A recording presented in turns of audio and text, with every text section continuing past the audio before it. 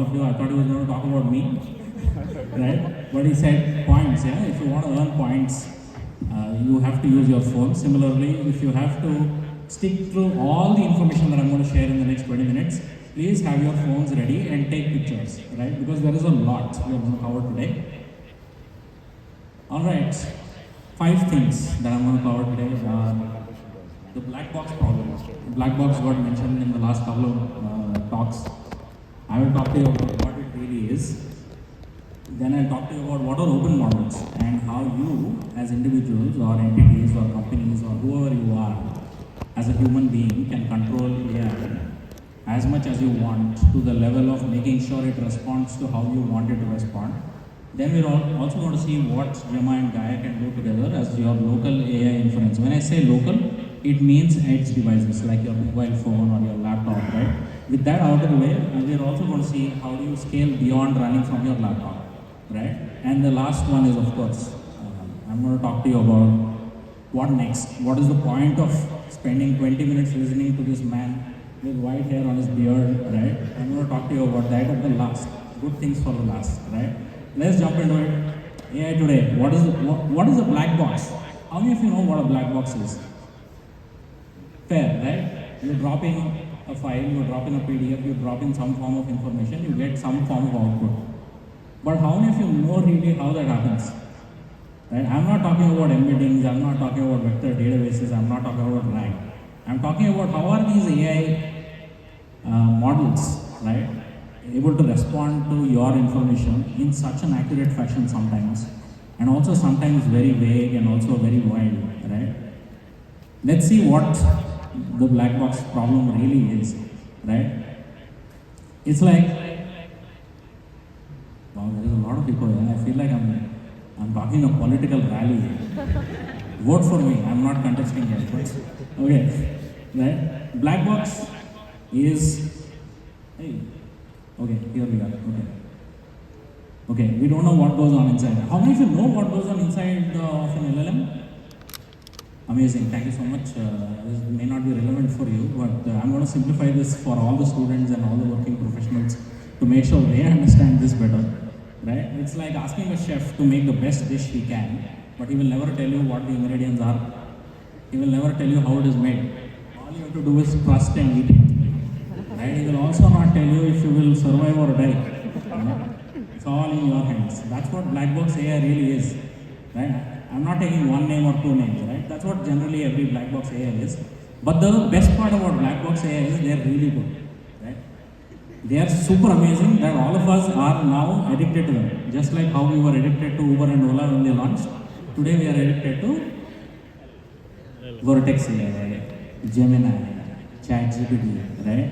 There's nothing wrong about it. But the idea of my session is to tell you how you can take back this power and build your own inference with your own knowledge. It can be an on-prem knowledge, it can be your own code-based knowledge, right? So, let's go to the next one. How many of you know what open models are? Raise of hands, what open models are?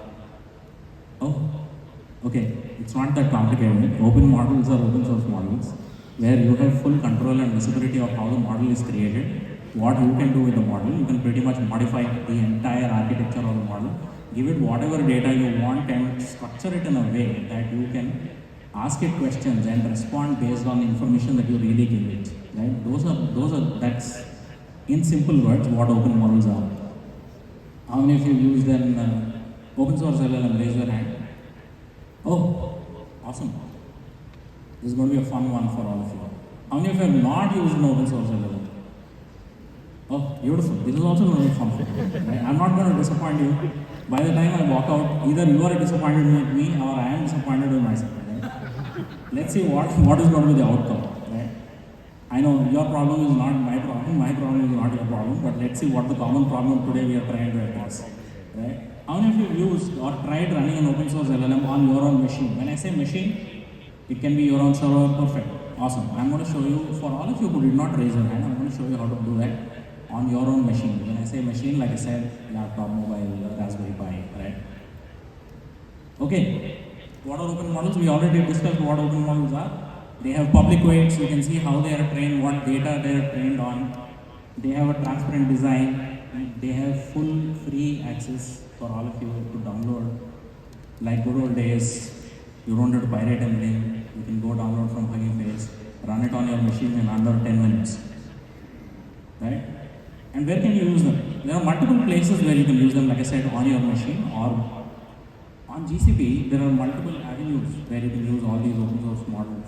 One is, of course, Google Cloud. In Google Cloud, you have, I'll talk about the subsets of where you can run these, but Google Cloud is one. In Vertex AI, you can do that. Locally, you can do that. Hugging Face also you can run and access models on Hugging Face itself. And of course, Colab and Kaggle, right? I know, I'm sure most of you know these platforms by now.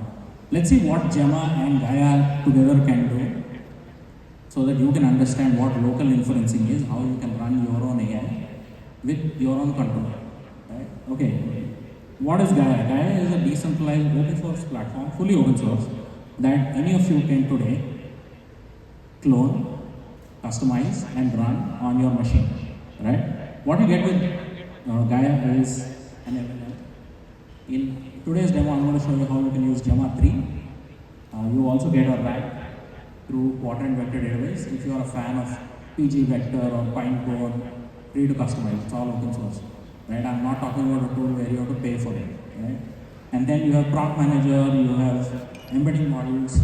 All of this comes together as a node, which eventually becomes an agent, right? We heard our previous speakers talk about AI agents. You can create AI agents with your own models, right? You don't have to necessarily use an online platform, but try out using a local model, right? Okay, this is a QR that you can use once you go back home, run this by yourself on your own machines. And like I said, this is where, like everybody is doing, time to use your phones. Thank you so much. If you have scanned it, great. Slides are available at the last slide deck anyways. So don't worry, there's one more QR. There are at least 5 more QR, okay? I've overloaded this with QRs unlike GIFs.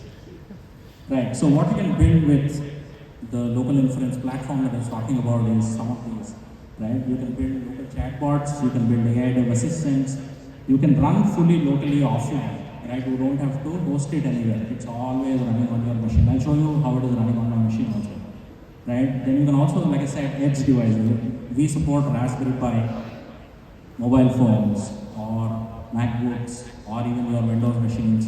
For all the Windows users, there is a sad story, right? It's not easy to run AI on Windows, but the good news is you need WSL. If you have WSL, you can run everything fully easily, right? So if you try this out as a Windows user without having WSL, don't blame me, or don't tweet me, or don't write a blog on me saying, oh, he said you can run this everywhere, but it doesn't work on Windows. Sorry. I'm giving you a disclaimer straight up, right? So these are some examples that you can run, and the network itself is fully decentralized. What do I mean by that is, let's say you launch a node with your own custom knowledge base. I'll give you an example. One is, let's say I write a lot of code. All my code is on GitHub. I trained an agent that can write like me. You can launch multiple nodes, right? All of it will contribute inference based on the knowledge base that you provided it with. You'll understand this when I show you a demo, but please hold on. We'll get to that. So that is decentralized. So as of today, we have about 8 trillion throughput that went through our network, and about 680K nodes, which are essentially almost all of them are AI agents. Let's see how to do that today, right? Finally, where you all can see what I'm talking about. Okay, figure this out.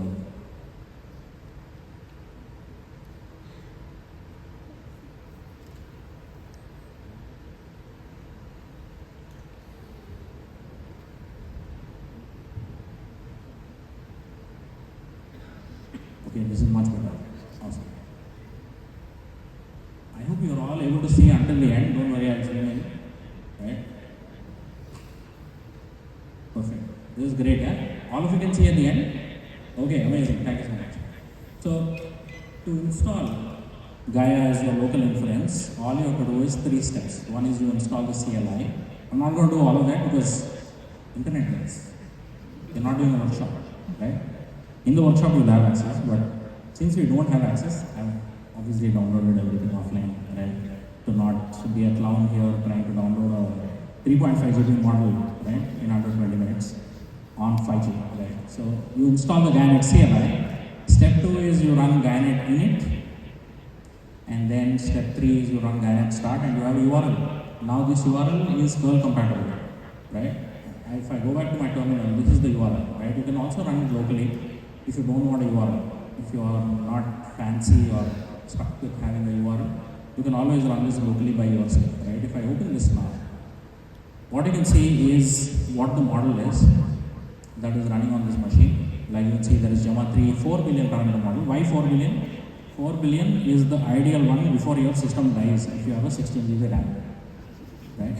I'll tell you what variants of Gemma models there are, but 4 billion, 1 billion is really good if you have like a low capacity machine like 4 GB RAM, right? Or if you want to run this on a GCP where you don't have credits or you don't want to put money, 1 billion is ideal. I'll also tell you the differences when I get to it, but for now, this is an agent, and then you can also click chat with it and start talking to it instantly.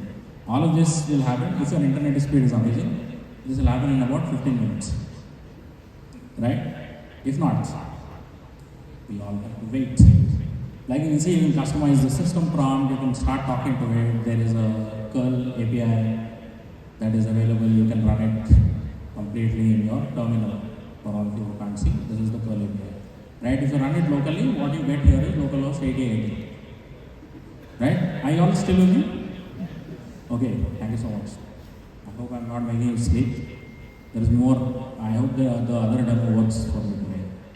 Right? I'm praying, secretly praying for the demo gods that my demos work today.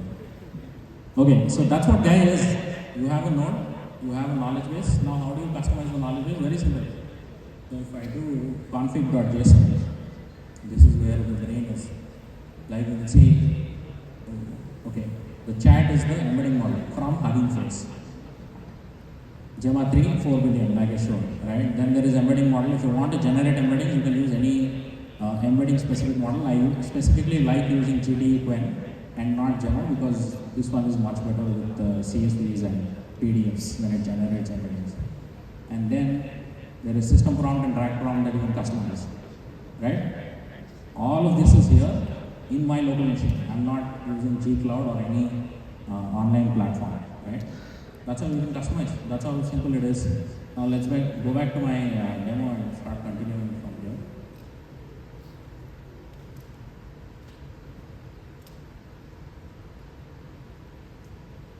Okay, I think we'll do it like this. Right, so what is Gemma?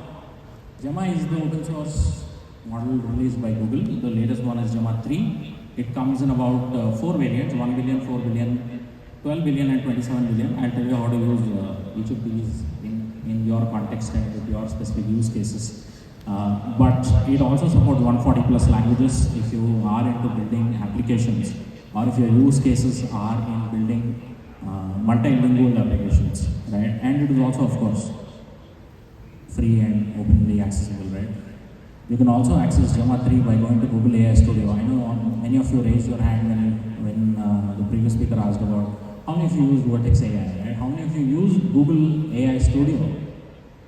How many of you use Google AI Studio? Yes, if you're not using it, please use it. My God, it is great. I'm not saying it because it is a Google event, but I'm saying it because I use it every day. If I open my history, you'll be scandalized with the amount of prompts that I have and applications that I have going. Right here on the right side, if you see, here you can customize which LLM you want to talk to. This is a great way for you to see how each of these responds for your prompts and then decide which model to use. Deciding the model when you are running local inference is super key, right? If you are building a specific use case, like Aravindan or the previous speaker was mentioning, if you want to build a medical use case and if you are using a generic trained LLM, it's not going to be as powerful as one trained on specifically medical data, right? So always decide which LLM, always try out the LLM first before you decide if you want to use it or not. And this is where you can use it in Google AI Studio. You can customize which model you want to use, right? Okay, let's go back. And best part is the 4 billion, 12 billion and 27 billion variants come with 128K context window, which means they can take a lot of input data, right? All your prompts can be lengthier enough. and also the data that you pass to the LLM can be lengthier. But 1 billion, since it's a small one, Chotu model, right? It's a tiny one, it's a baby, right? It only can take 32K, which is still significantly better from a lot of other open source models. Okay? And the best part is that it runs on 1 GPU on any of the GCP VMs, right? Okay, now let's understand the B. Right? How many of you know what the B really means? When I say B, I meant 1 billion, 4 billion. How many of you know what B means? Okay, amazing. Okay, I'll try to simplify this. For anybody who's a pro in machine learning and AI, please don't hate me for my simplicity. More parameters. B stands for billion, and they are parameters on which the model is trained on. So more parameters means more knowledge, which also means more reasoning power. But it also means what? What else? What is the last piece that I'm missing? Slow, of course. You can see that on the screen, but 27 billion more parameters also means you have to spend a lot of money to run those models. Don't come back to me tomorrow and say, oh, I can't run my 70 billion parameter model on 16 GB RAM, right? 16 GB RAM, like I said, smaller models can run very efficiently. Okay? All understood? All good so far? Okay, amazing. Thank you. Next, move on. Now that we understand the B, let's understand SLMs. SLMs are a subset of LLMs. They are not a new terminology that you have to learn about. SLMs in simple, they are small language models which have smaller parameters. That's all, nothing complex. The best part is if you have a custom knowledge base, like I said, if I'm giving my code base to train on a SLM, it will be much more efficient and faster compared to using a 70 billion parameter model or a 27 billion parameter model, right? So your use case always is important. So decide on what LLM, what use case you're building first, and then jump into picking the LLM or SLM itself. And these are, like you can see on the screen, these are some advantages. You can fine tune them on your machines. You don't need like a high-end GPU or a TPU. TPU, of course, you cannot access, but you don't need like a significant NVIDIA GPU to run this. You can train this, fine tune this entirely on a MacBook if you have one. With 16 GB RAM, or even a Mac Mini, the basic version with about 8 GB RAM, right? With that out of the way, now how do you run Gemma on Gaia, right? By now we understand Gaia runs fully locally, you can run inference locally. All you have to do is go to Hugging Face, copy the URL and provide it to the node, right? And then say Gaia start and it will start running. That's all. No complexity, right? And it is fully offline and private. There are no internet interactions when you're running Gemma on Gaia. Okay, now let's move on. Of course, can I really run a Gaia node on my local machine with about 100K concurrent requests? Of course not. My machine will die, right? My machine will become super under powerful. What do you do in that case? What do you do when you have to run your private data based AI inference for a lot of concurrent requests? You use GCP. That's all. It's as simple as that. There are three platforms or three avenues on Google Cloud platform where you can launch Gaia. One is Vertex AI, where you can pretty much works for all the Gemma family of models. Then there is Cloud Run, right? Cloud Run is my favorite because you can containerize your applications and quickly run them. Takes about 2 minutes is what I found when you want to run Gaia node with Gemma on Cloud Run. And of course, VMs are always the best option, but the sad part about VMs is it's hard to find GPU VMs, right? You'll spend about 4 or 5 hours at least trying to figure out which region has GPU, right? Better than that is using Cloud Run, Dockerize your image and run it. Now, how do you do it? Very simple. These are the use cases where you have to decide on which platform you can really run each of these models. If you want to run multi-model Gemma 3 with Gaia locally, ideally you should use a VM with GPU. But if you're using 1 billion, 4 billion, it works best on CPU, right? 8 GB VRAM is more than enough to run a 4 billion parameter model, right? Now, how do you run it? Simple. Provide it with a config URL. It can be a local path. You can put it on GitHub and put the URL there, and then containerize your application. All of you know this, yeah? How many of you use Docker? Okay. All of you know how this command runs, and when you run this, it will push your image to Docker Hub if you want to. Otherwise, you can also use gcloud's Cloud Run, right? And Cloud Build, sorry, and generate Docker images using Cloud Build on gcloud also. That is also super fast. I think it took about 100 rupees for me for running all of these in the last 2 days, right? Where I generated at least about 20 images and ran them on Cloud Run. So you can see how the cost is. Okay, let's quickly see. Not for the sake of time, I'm not going to jump into building a Docker image now. I know it's going to be foolish, and all of you are going to hate me for starting on such a high and then failing with my demo. But the simple part is you go to Cloud Run, create a new instance, attach your container image URL. Don't have to change anything else. Of course, require authentication is a good step. I won't do it if I'm testing it by myself. And then select GPU. It won't cost much, right? Select GPU, apply these 3 changes. This is good enough for running a Gemma 3 4 billion parameter model. And once you create, it will run a few steps and then create it for you. Here is an example, right? All you get is the URL that you can now simply open, like we saw with the node that I showed before. If this is not loading, this is not Google's fault. This is my hotspot's fault, right? Let's be clear about who we blame if something doesn't work. Okay, but yeah, the idea is very simple. This URL is the same as the one that we saw before, right? This one runs a different model. I wanted to build this slide, but yeah, let's not do it, right? For the sake of our sanity, right? Now you can do the same thing. This is the same. It comes with the same OpenAI compatible API. You can build applications on top of it. Whatever you want to do, you can do with Cloud Run, right? All I did was give it my container image that I built on my machine, right? By passing the config URL. All right. So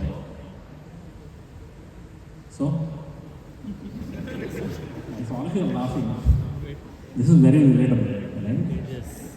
I went through the same emotion when I created this, right? So what, right? Like I talked about Vibe, very straightforward. It supports all Gemma models. You can run it fully locally. The reason I keep saying locally ties back to Blackbox AI, right? If you don't want to give an online platform your data, use local AI. Gaia is one option, there is Olama, there are a bunch of VLM is another option, there are a bunch of options, right? Like you can see, you can run a Gaia on GCP, VM also. Please, as a homework for all the students, go back and try how to run this on a VM. Because you get a lot of free credits as students, we don't. But yeah, it's very developer friendly. If you want to remove any of the components in there, then remove, right? So what next? Try this out. Once you go back to it, try running a local inference. It will give you a joy. As a developer, our joy is when you see the output without any errors, right? I felt that joy when I started working with local AI, right? You will feel the joy.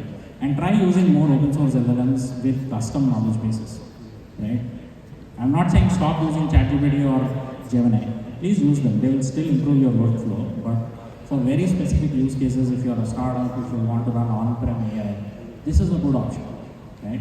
And of course, like I said, it can run from a laptop to a Raspberry Pi to even a A100 cluster or T4 NVIDIA GPU. Okay, these are some resources that you can scan and try it out. The slides are available. Perfect on time. The slides are available in the bottom right QR. Okay. If you've all scanned, I will move on.